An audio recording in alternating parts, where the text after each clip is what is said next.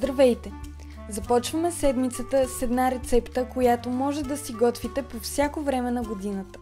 Тези бъркани яйца с гъби и маслини са нещо вкусно, което по всяко време бързо можете да спретнете. Нужните ни продукти за тях са 150 грама гъби, 50 грама маслини, 2 изсупени лъжици масло, сол, червен пипер и магдanoz и последно, но не и по важност, 3 яйца. Започваме с рязането на маслинките, като разбира се, тази задача ще е в пъти по-лесна, ако сте си купили обезкостени маслини.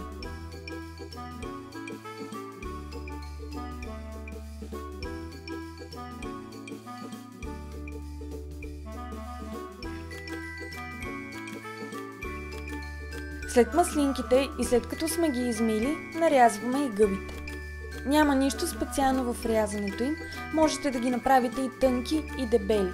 Просто гледайте всички резенчета да са с горе-долу еднаква големина.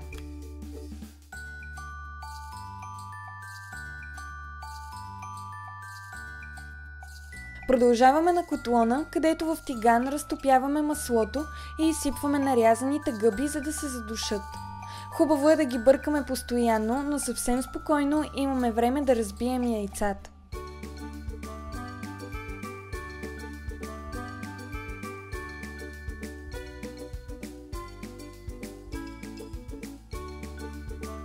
В купа просто ги чукваме, добавяме солта и червения пипер и ги разбъркваме.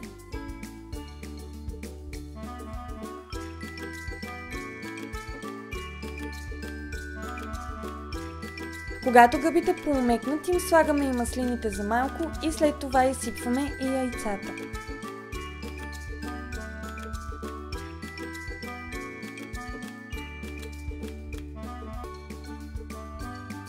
Бъркаме непрестанно до готовност на яйцата, като е хубаво да ги махнем от котлона, докато им остава съвсем малко течна част.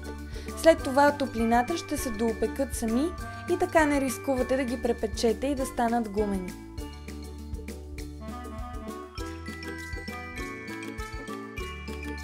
След като яйцата са готови, нарязваме малко магдanoz и ги поръсваме с него.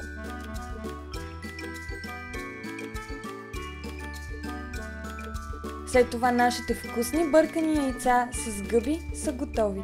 Да ви е сладко!